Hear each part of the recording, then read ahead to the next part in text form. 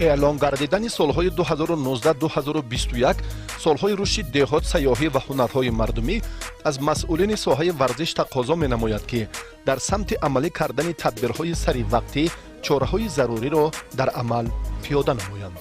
با راه اندازی گردیدن این مطلب در منطقه‌های مملکت رشد ورزش هم به راه مانده شده، کنسپسیون ملی انکشاف تربیت جسمانی و ورزش روی دست گرفته می شود. در ناحیه رشت مردم با درک ماهیت عمومی گردانی ورزش روزهای استراحتی به مسابقه ها فرا گرفته می شوند که این عامل علاقه عنعنوی گشته مخلصان زیاد نیز از تقویم برگزاری چاره‌بینی‌های ورزشی به پررنگی واقف می باشند.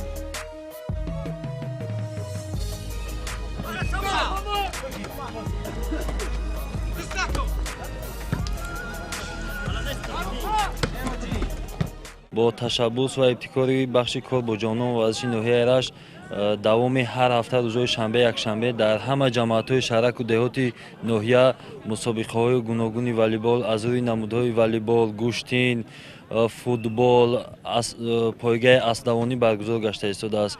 اینچنین این چاره‌بینی‌ها با تلاش و زحمت‌های جوانان همین ناحیه برگزار گشته ایستاده است که این هم باشد برای رشد و نموی ورزش‌های ملی، ورزش‌های سنتی و اینچنین پیشگیری نوسان جوانان از هر گونه عملهای نامطلوب، عملهای افراطگرایی در همه جماعت‌های شهرک و دهات ناحیه برگزار گشته ایستاده است. این روزها در سراسر کشور البته آماده‌گردانی ورزش به نظر می‌رسد و اینچنین جوانان ناحیه رشت خب هر هفته اینا با ورزش مسابقه والیبال یعنی فرا گرفته میشن و می‌بینیم که امروز جوانان کوشش با غیرت کرده ایستادن که خب چاره‌بینی‌ها را در سطح خوب برآورده و البته جوانان عموما کوشش میکنند که در چاره‌بینی‌های ورزشی فعالانه اشتراک نمایند. تقویت یافتن ورزش در محل و دهات دوردست کشور از یک جانب باعث تندرستی اهالی گردد، از جانب دیگر نورسان و جوانان را متحد نموده آنها را از همه گونه ظهورات نامطلوب جامعه رها می‌سازد. مهم آن است که همه جوانان به والیبال رغبت خاصه دارند و در همه گونه وضع هوا از تماشای رقابت‌های جالب دسته‌های دهات و جماعت‌های ناحیه بهره‌ور می‌گردند. از همین گونه چاره‌بینی‌ها برای نفران با استعداد و شوقمند ورزش امکانیت فراهم می‌آورد که آنها در محیط دهات معرفی شوند و سپس برای سفربری به مسابقه‌های منطقوی نیز امکانیت دیگر پیدا سازند. رغبت خود جوانان با والیبال با همین نمودهایی که هست چگونه پذیرایی چگونه است؟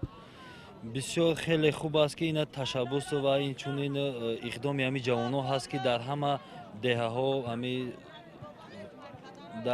ها نمی رشد والیبال رفته است. نقشه‌های تصدیق‌گرده بخش کار با جوانان عملی شده است که دوام هر هفته همین خیلی مسابقه در تمام جماعت‌های شهرک و دهات و این چنین دهه‌ها برگزار گشته است. البته در دهات باید که تمام مسئولین وابسته به هم سمت ورزش کدومی که ملکه و مهارت داره و اینچنین خب میدانچه‌های ورزشی باید ساخته شود و جلب جوانان بسیارتر به همین ورزش جلب کرده شود که به همین خاطر عملیات ورزش باز هم در سطح محل یا دهات ها خوبتر بهتر برآمد.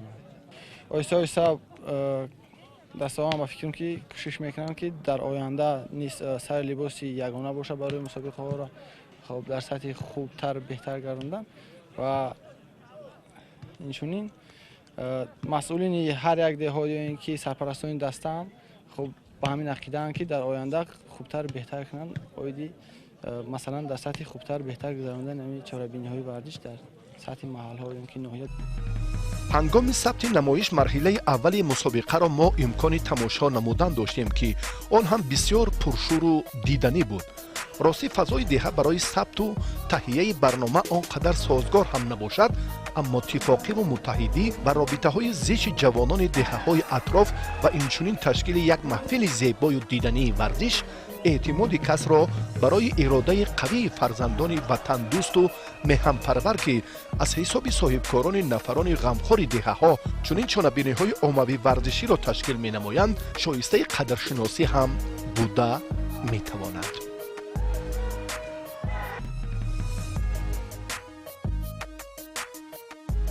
ин бино бо ҳашари дастаҷамонаи ҷавонони деҳаи кулоба ки баъзеашон дар федератсияи россия иқомат менамоянд қомат афрохтааст. кӯчаҳои деҳа ва дигар марказҳои маъмурии он ҳам аз ҳисоби нафарони бонангу номус ободу зебо гаштанд.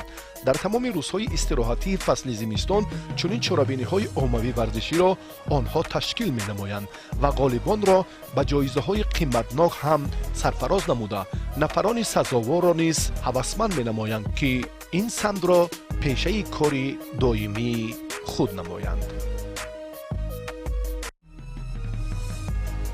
дар ноҳия тамоми табақаҳои ҷомеа ба варзиш фаро гирифта мешаванд. дар рӯзҳои ҷашни артиши миллӣ ҷавонони даъватӣ бо сафи қувваҳои мусаллаҳи ҷумҳурӣ бо афсарону сарбозони вазорати мудофиа тамринҳои муштарак ва сипас мусобиқаҳои дастхобонӣ ва бандкашӣ доир намуданд. тантанаи ид аз сабқати ҷавонони ноҳияи рашт дар намуди дастхобонӣ оғоз гардид. дар ибтидо раванди мусобиқа нишон дод ки сарбозон аз ҳисоби омодагии ҷисмонӣ каме афзалӣ доранд, аммо баъди нафаре ки имсол ба қувваҳои мусаллаҳи ҷумҳурии тоҷикистон даъват мегардад собит гашт ки на танҳо таваҷҷӯҳи бештари баргузории тамринҳои доимӣ балки мустақилона машғул шудан ба дилхоҳ намуди варзиш боварӣ ва эътимоди шахсро ба натиҷаҳои беҳтари мусобиқаҳо низ дучанд менамояд.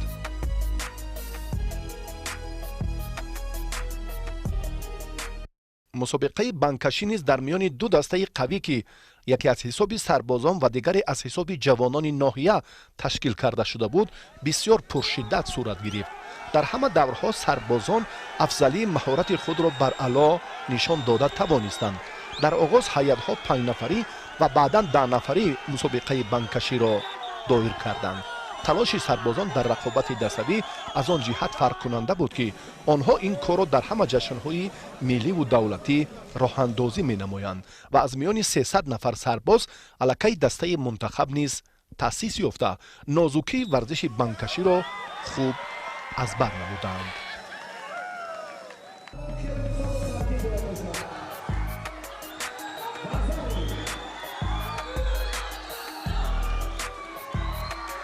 машқи гӯштини ҷудоро аллакай наврасони бо истеъдоди ноҳияи рашт хуб медонанд, аммо дар ин рӯз тамрин набуд, балки рӯзи интихоби беҳтаринҳо дар мавсими имсолаи чорабиниҳои ҷашнӣ маҳсуб меёфт. наврасон ҳама бо дили гарму умедҳои зиёд марҳилаҳои аввалро талош мекарданд ки ба осонӣ пушти сар намоянд ва ба даврҳои асосии интихобӣ роҳ ёбанд.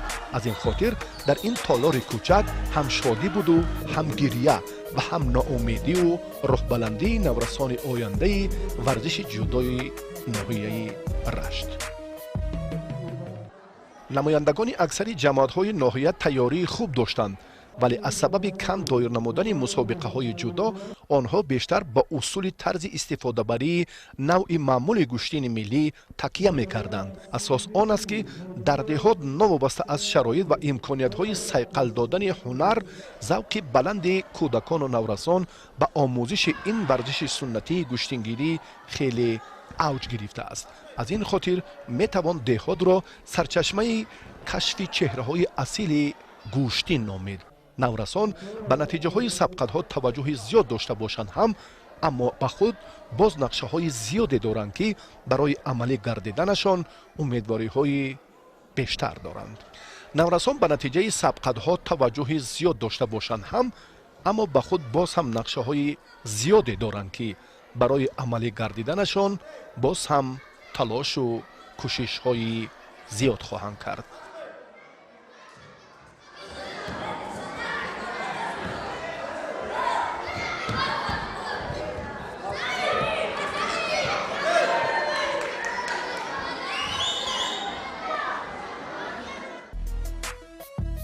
минтақаи рашт дар тарбия ва ба камол расонидани зодҳои аспи тоҷикӣ басо созгор буда ҳамасола чорабиниҳои зиёди варзиширо оид ба пойгаи равон роҳандозӣ менамояд. дар мусобиқоти ҷоми наврӯз ва ҷоми пойтахт якчанд аспҳои зоти тоҷикӣ ва англисии ин минтақаи кӯҳистони ҷумҳурӣ сазовори мақомҳои ифтихорӣ гардиданд.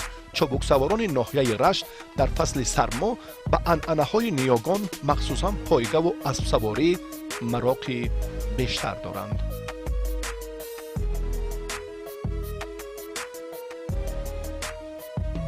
манзараҳои зебо дашту дамани сабзпӯши минтақаи рашт ва танҳо барои ҳама гуна парвариши зотҳои асп созгор мебошад, балки ин табиати ҳамеша сабзи диёр ҳамчун минтақаи сайёҳӣ метавонад ки сайёҳони зиёди хориҷиро ба худ ҷалб созад ва тоҷикистонро дар ин самт низ ҳамчун кишвари рушдёфта муаррифӣ намояд.